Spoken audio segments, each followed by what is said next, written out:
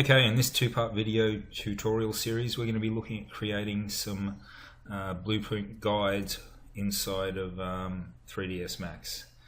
So we're going to be using Photoshop first off to position and modify and save out the correct image formats, and then we're going to bring that into 3ds Max, and I'm going to show you how to set it up. So you end up getting something looking like this. So this is pretty much your typical looking sort of guide setup here. So you've got your front, you've got your side, you've got your top view of a knife, and then you've got your front view of a knife. Now I'm going to show you how to set this up a little bit differently so it's a little bit easier to use. So this is what my one is going to look like for you. So the beauty about my one is that when you rotate around it, it disappears, and also you don't have that extra white area, you just have the guides. Okay, so let's get into it. So here's the image that I've found on Google. Obviously you're going to be drawing your own, but I just want to point out a few things. So you're going to need a minimum of 2 views basically. You're going to need, generally the better views would be this side view here and the top view. From those 2 views you should be able to create the whole object. You can see here as an afterthought someone's added in the front view to this. I think this is actually looking back from this way. Okay, so I'm going to show you how we're going to use these parts, and we're going to place them out, so when we import them into 3ds Max there's very little setup involved. Okay, so first thing I want to do is I'm going to click and drag that down and turn that into its own separate document. If you can't zoom in with your mouse wheel, you need to go edit. Down the bottom here, you can't see it, but it says preferences. Click on general. That'll bring up this preferences window. Make sure the zoom with scroll wheel has a tick beside it. Okay, so I'm going to go file, new document. I'm going to make sure that it's 1000 by 1000 pixels, and I'm going to go OK. You can see it's placed it there. So now I've got 2, and I just do that by dragging out the name. So I'm going to make sure it has a white background. So I'm going to make sure my color picker down here is white, and then you do have the option of clicking on this gradient tool, selecting your paint bucket, but I prefer to use the hotkey, hold down Alt and hit backspace, and that will fill that layer with white there. And you'll also notice that I have my rulers set out here. To activate your rulers, you go View, and you make sure Rulers has a tick beside it. Okay, so I'm going to now modify this image here, and we're going to bring it over here. So just minimize that one for the moment, drag this one out. Okay, so what I want to do, I want to turn this green into a black and white. So I'm going to go down to the channel or adjustment layer, click on that, and I'm going to choose channel mixer, and here in the properties of the channel mixer I'm going to make sure monochrome is selected, so you can see that's now black and white. I'm going to add another channel to this, and I'm going to add a levels channel. So if I just drag that down so we can see our properties there, I might just close the navigator. There we go. So we've got our properties here, so I'm going to increase this black one. So you can see this black side is making our drawing, the black parts of our drawing darker, and I'm going to bring you the white one, and you can see that's making it all very white. You notice here that I've got this sort of banding going down, so I'm going to bring that right across that, and then I can adjust this grey area here. Okay, so I'm happy with that now. So what I'm going to do is just add one more layer on top of that, and this is where I'm going to start painting out these extra details I don't need. So I'm going to grab my brush tool. With my brush tool selected, if I hold down Alt, I can get the eyedropper. I can click once and that will place that into the active color slot there. So now I can click and drag, zoom in. Don't need to be absolutely perfect with it.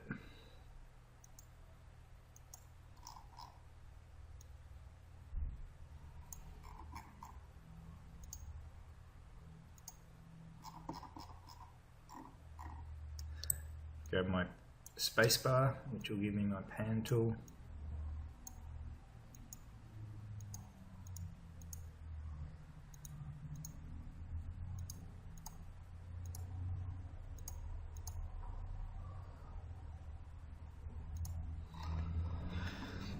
And there we go.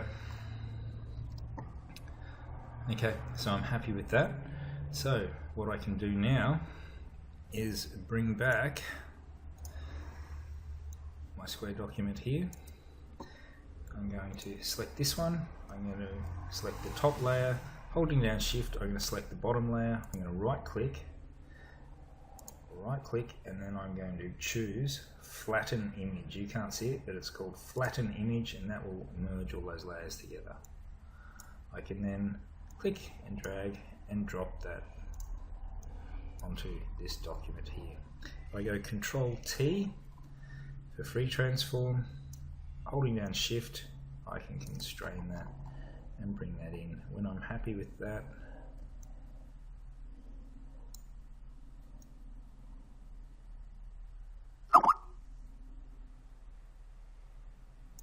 I can hit enter. Okay, so you can see now that I've got this image in here. What I need to do now is to chop it up. Okay, so what I want to do is start selecting these pieces individually. So the way to do that is we can actually close that down now. So make this a bit larger, there's more real estate. So I'm going to grab my rectangular marquee selection tool, click and drag around this part. I'm going to go Control X for cut, and then I'm going to go Control V for paste. And you can see that's pasted that on a new layer. Go back to this one again. I'm going to go select it, Control X for cut, Control V, and that's pasted that on another new layer. Back onto this one. I'm going to go Control X for cut and Control V. So we don't need this layer anymore. We can dump it. So now what I want to do is start positioning these objects. So the way I'm going to do that is I'm going to use guides. So you can see I mentioned rulers before. Remember, view rulers. If I click and hold down on these, I can then drag these out. So we've got, say, 35. So if I take it to around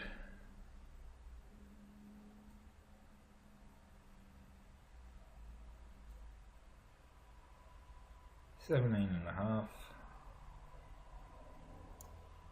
There, that'll be fine. And drag this down once again to 17.5. Then I've got the middle. So I'm going to look at aligning this one first. So holding down, making sure I've got that layer selected, I can then start to align, find areas that I want to align this to. So let's say I align this to the blade in there. Okay, next one is this one here. I might drag that above it, and I might actually change it to multiply temporarily. So now I can go ahead and make sure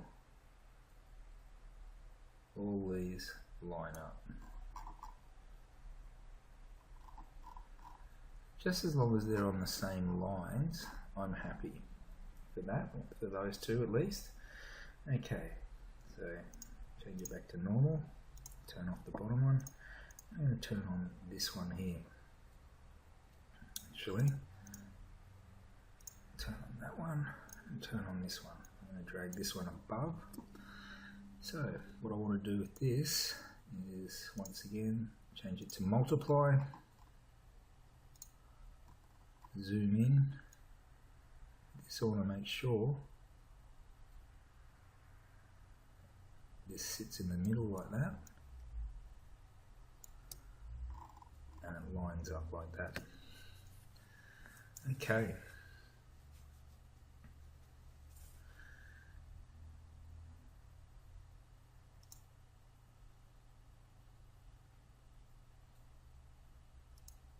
Okay, so I'm happy with all of that.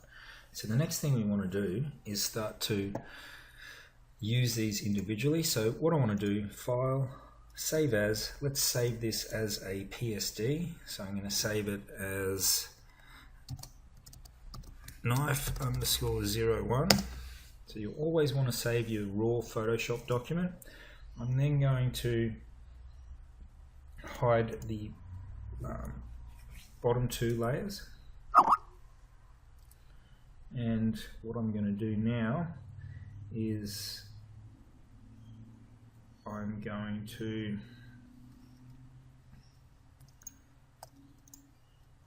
create a new document. Actually, we can unhide them. I'm going to file new. Once again, it's going to be 1000 by 1000. I've made a preset from that, and I'm going to fill it with pure white. Make sure that it is pure white. Okay, so Alt backspace.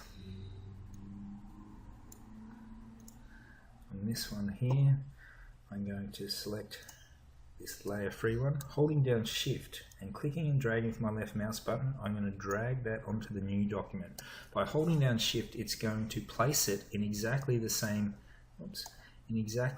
spot that it is on that document. Okay. So now I have these two layers. What I'm going to do now is right click and I'm going to choose flatten image. You can't see it there, but choose flatten image. And I'm going to go image adjustments and I'm going to go invert. So here we have it in there. So from that, I'm going to go file, save as, and I'm going to choose JPEG for this one. So I'm going to name it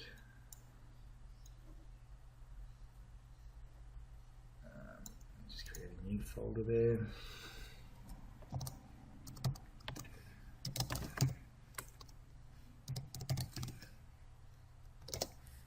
Knife templates. And I'm going to save this one as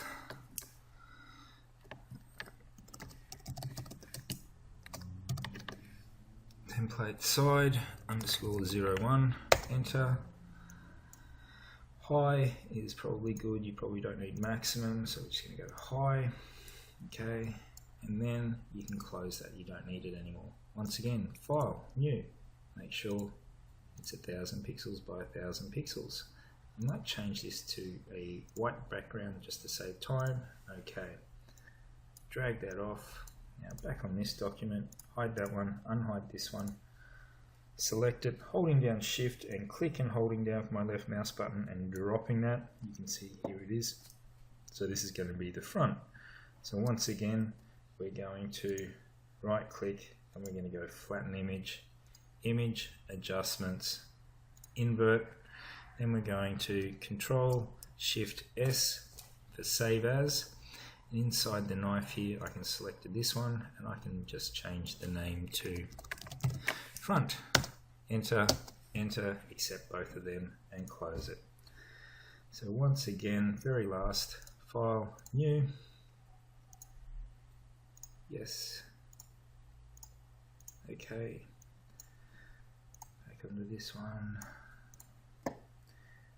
turn that one off, turn this one on, and holding down Shift, click, drag. Once again, right click, flatten image, image adjustments, invert, Control Shift S for save as, and this one's going to be top, and OK. So we can close that down, we can close that one, you can save it if you like, we've saved it before, I'll just save it again.